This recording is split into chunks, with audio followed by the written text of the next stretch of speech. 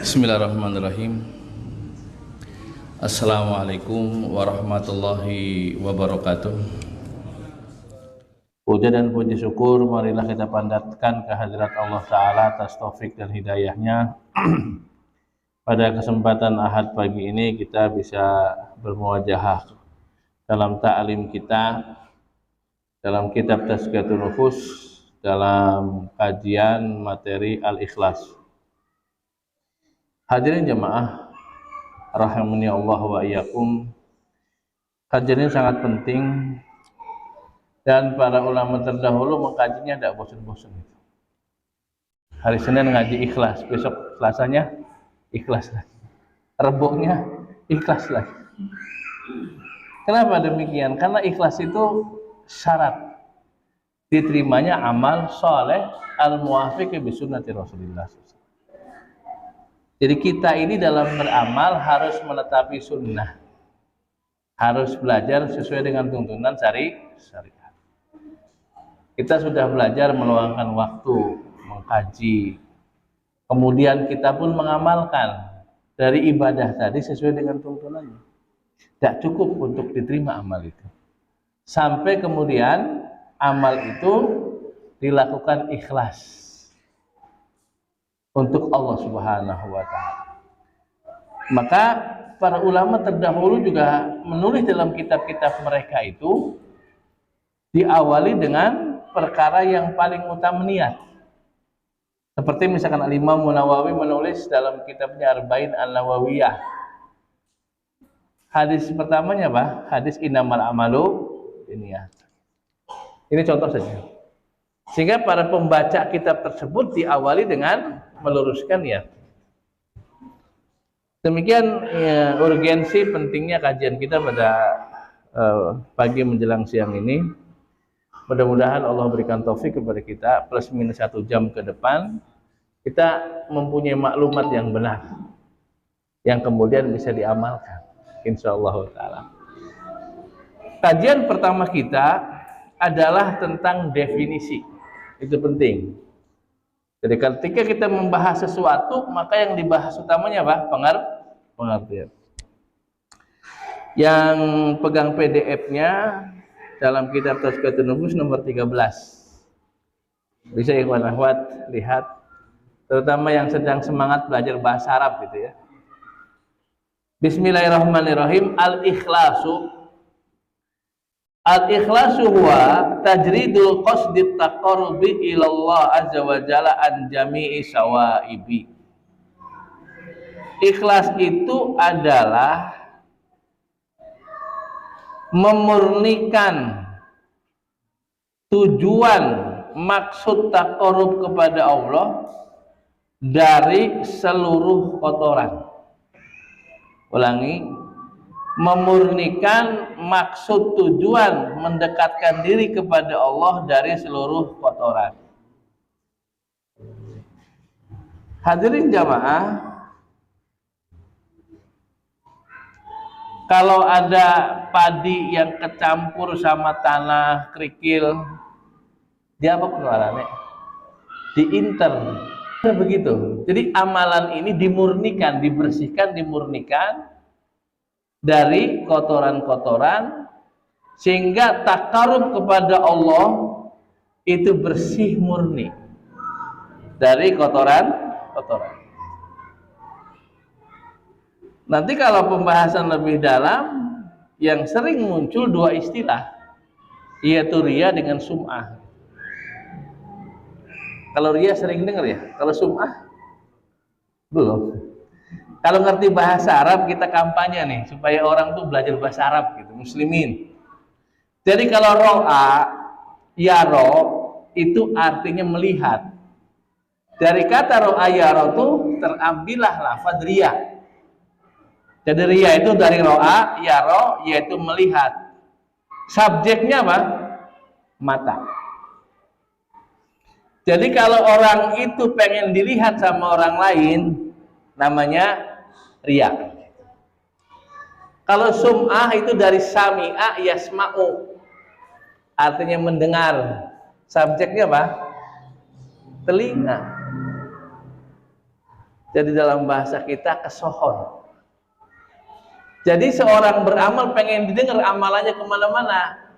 Jadi nggak peduli orangnya mau lihat apa tidak, nggak peduli. Tapi kesohor kedengar kemana-mana gitu. Namanya sum'ah. Kalau ria memang pengen kelihatan ya. Nah, ini bersih dari kotoran-kotoran. Contohnya tadi ria dan sum'ah contohnya. Atau implik-implik dunia itu kotoran juga. Melakukan amalan ibadah mendekatkan diri kepada Allah, tapi yang dimaksud receh. Apa receh? Rupiah 100, 200 begitu. Kalau itu yang dicari, maka akan mengotori itu.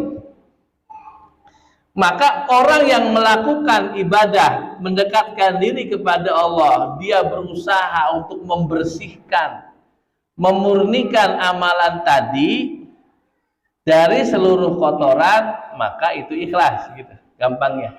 Jadi ikhlas itu memurnikan, membersihkan, maksud mendekatkan diri kepada Allah ibadah dari seluruh kotoran-kotoran. Mudah-mudahan masuk ya, sehingga nanti kalau bilang ikhlas tuh ngerti, oh itu maksudnya. Yang kedua, huwa ifradullah ya jawajalla bil qasdi fit ta'ah. Ini mirip dengan pengertian yang pertama, bahwa yang namanya ikhlas itu adalah mengesahkan Allah, menjadikan tujuan itu cuma satu saja Allah di dalam ketaatan-ketaatan. Jadi kalau kita berbuat ketaatan, maksudnya cuma satu, yang diarah itu siapa? Allah. Itu baru ikhlas. Tapi kalau masih tengok kanan, tengok kiri, gitu, anak buah kita beli. Ya ini nggak benar kayak gitu. Pertama sih, sodako kita pengen 2.000 bae sebenarnya kota. Barang anak sing deleng 5.000 10. Berarti ketika ada perubahan signifikan dalam amalnya itu karena ada manusia. Demikian ketika beribadah, pertama nih pengen jengkala-jengkel gelis, barang anak sing deleng fokus pandangan mata di tempat sujud. Nggak bergeming seperti kayu. Begitu wong lewat, kumat. Kira-kira begitu. Ini yang kayak gini nggak benar. Bukan itu ikhlas itu bukan. Jadi kebalikannya berarti. Amalan sebab manusia, sebab pengen dilihat. Maka yang namanya ikhlas adalah tadi mengesahkan Allah di dalam maksud dia taat kepada Allah Subhanahu Wa Taala. Ketaatan kita maklum, sholat 5 waktu ketaatan, sedekah ketaatan, baca Quran ketaatan, semua bentuk ketaatan yang kita lakukan, maka tujuannya cuma satu, siapa? Allah. Kalau yang pertama memurnikan ibadah dari seluruh kotoran. Yang ini tujuannya cuma satu, siapa? Allah Subhanahu Wa Taala. Kemudian ada pengertian yang ketiga hadir di sini, wakila huwa nisyanu ru'yatul khalqi bidawami nadar ilal khaliq. Yang namanya ikhlas itu melupakan pandangan manusia dengan terus memandang kepada Zat Tabaraka wa Ta'ala, Allah Subhanahu. Ajak pandangan kita ini. Sehingga ada orang, nggak ada orang tuh kita nggak peduli, tidak peduli. Yang kita pedulikan adalah pandangan kita kepada Allah. Sehingga tatkala sepi, tatkala rame, kelihatan orang, tidak kelihatan orang, ibadah itu ajak istiqomah. Tidak kemudian kalau ada orang berubah dia posisinya, lebih mantap, kelihatan. Kalau nggak ada orang, berubah lagi begitu. Harusnya nggak begitu, harusnya begitu. Orang ikhlas itu ajak. Jadi melupakan pandangan manusia dengan terus memandang Rabb Tabaraka wa Ta'ala, Allah Subhanahu wa Ta'ala. Satu poin bisa dipahami nggak, Alhamdulillah. Itu pengertian ikhlas. Karena taklim ini sebetulnya kalau bahasa mereka sih transfer knowledge ini. Bahasanya itu memindahkan pengetahuan. Sehingga para mustami'in itu mengerti gitu. Jadi kita membahas ikhlas misalkan di player beredar ya. Berarti pertama kita harus ngerti pengertian ikhlas.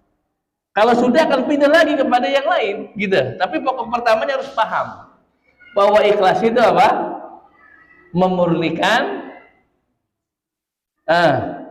niat tujuan, membersihkan niat tujuan di dalam ibadah kita, di dalam ketaatan kita, di dalam taqarrub kita kepada Allah, murni bersih dari kotoran. Dan kita memaksudkan satu di dalam ketaatan kita, yaitu Allah saja, tidak kepada yang lain. Kemudian pengertian yang ketiga, kita lupakan pandangan makhluk, kita lupakan pandangan makhluk dengan terus memandang kepada Allah Tabaraka wa Ta'ala. Karena ketika sudah kita mengetahui pengertian itu, berarti sudah jelas sosok wujud masalahnya itu ini. Ini yang harus kita tuju. Ini pengertian ini yang kita pengen gapai gitu. Kemudian, wal ikhlasu syartun li qabulil amali shalih al muwafiqi li sunnati Rasulillah sallallahu alaihi wasallam. Dan ikhlas itu adalah syarat diterimanya amal soleh yang sesuai dengan sunnah Rasulullah Muhammad sallallahu alaihi wasallam. Jadi hadirin dan hadirat jemaah, bahwa ikhlas yang kita bahas dengan pengertian yang sudah kita sebutkan tadi, itu adalah syarat diterimanya amal soleh. Amal soleh yang sesuai dengan tuntunan Rasul kita Muhammad sallallahu alaihi wasallam.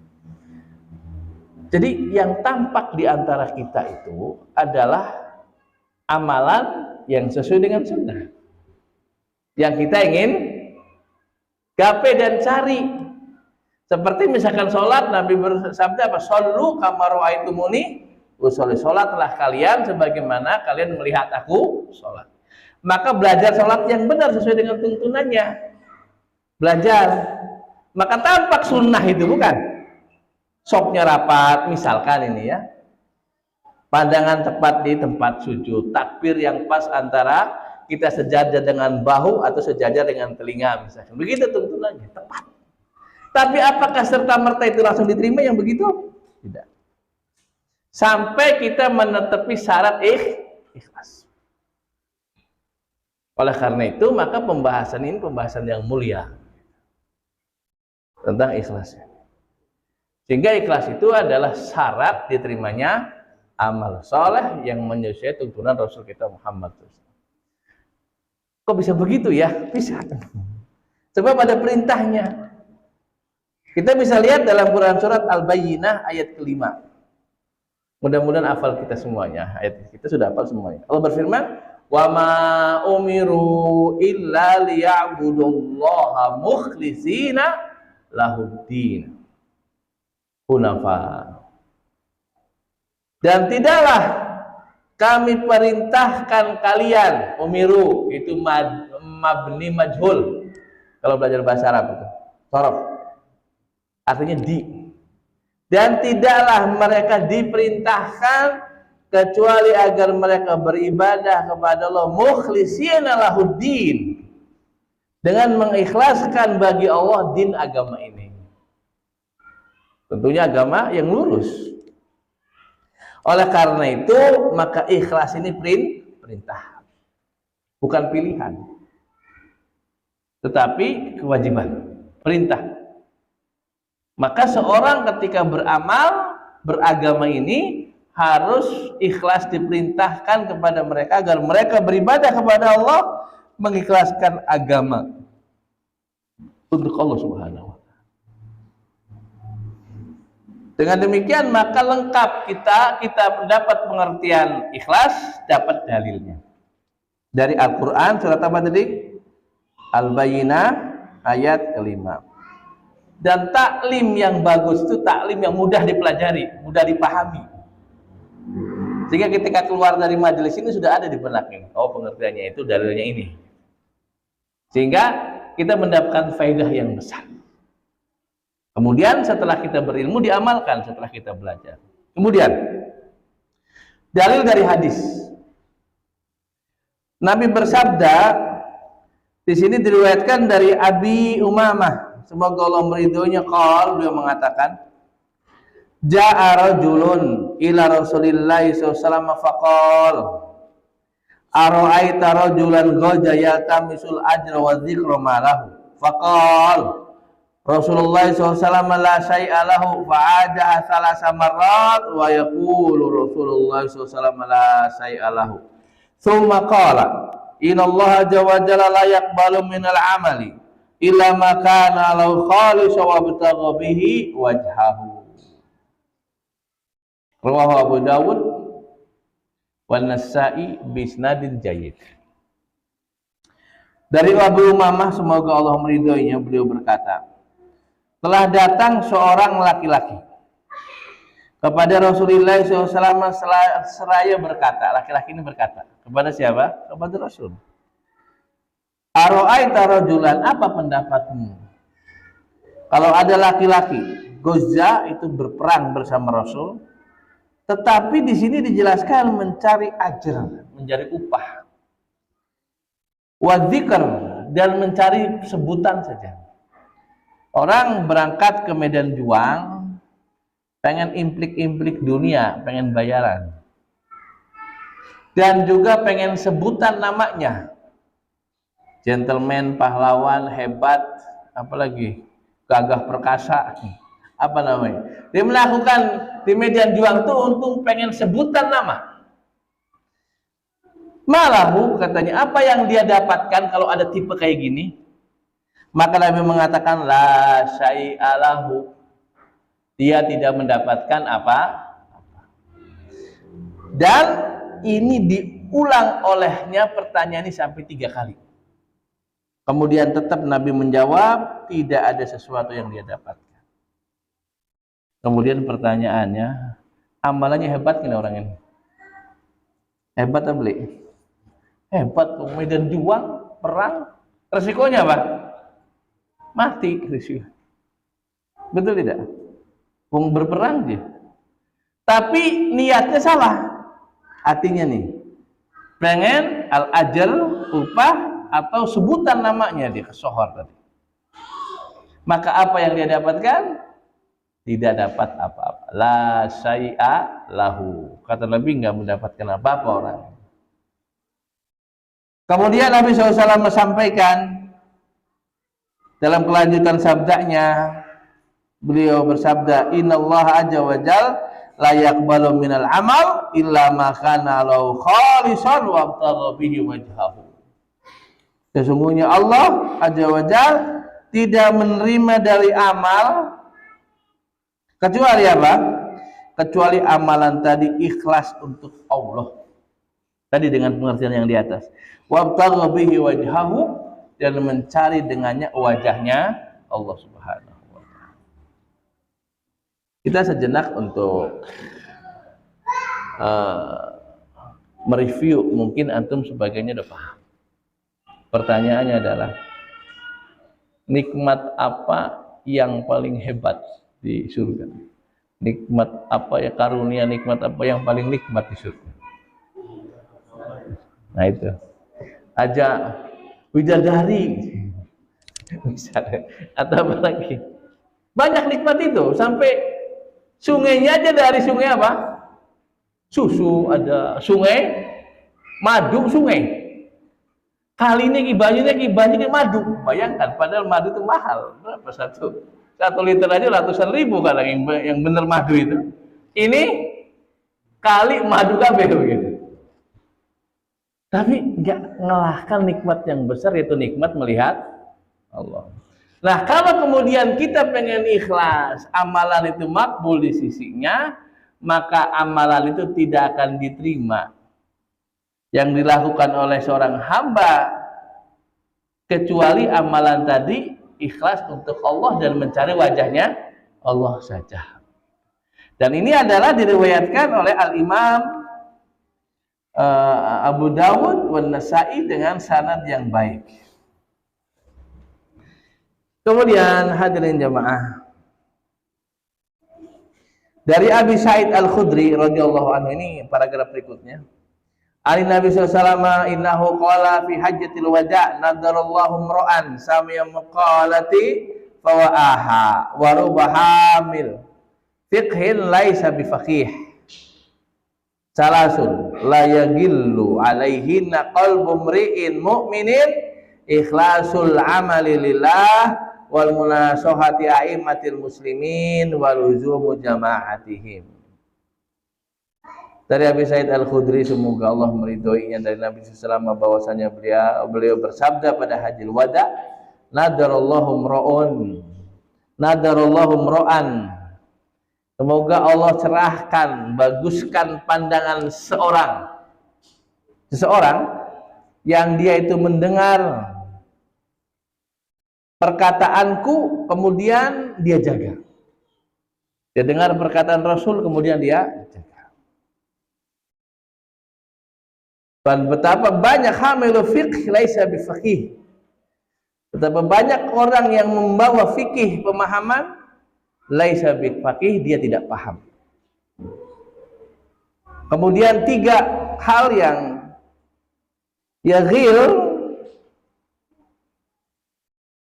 Dan di sini disebutkan tidak ada hikad, tidak ada permusuhan, tidak ada ngiri, tidak akan diirii, tidak akan dihasadi. Maka 3 perkara tadi atasnya hati seorang mukmin adalah ikhlas amal karena Allah Subhanahu wa taala. Ikhlas amal karena 3 yang tidak ada rasa dengki atasnya hati seorang mukmin, yaitu ikhlas amalillah. Ikhlas beramal karena Allah, dan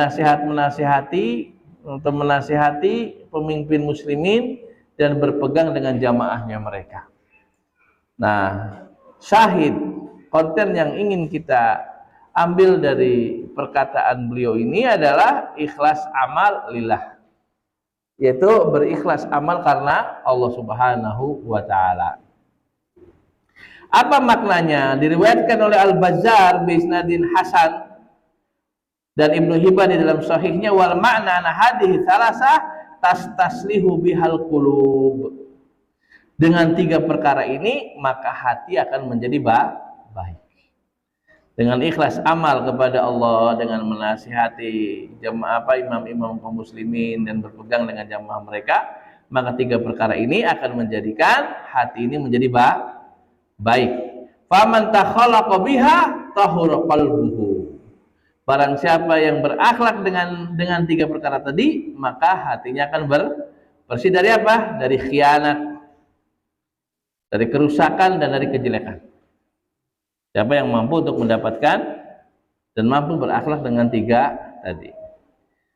Wala yatakhallasul abdu minasyaitan ila bil ikhlas. Dan tidaklah seorang itu selamat dari setan kecuali dengan ikhlas.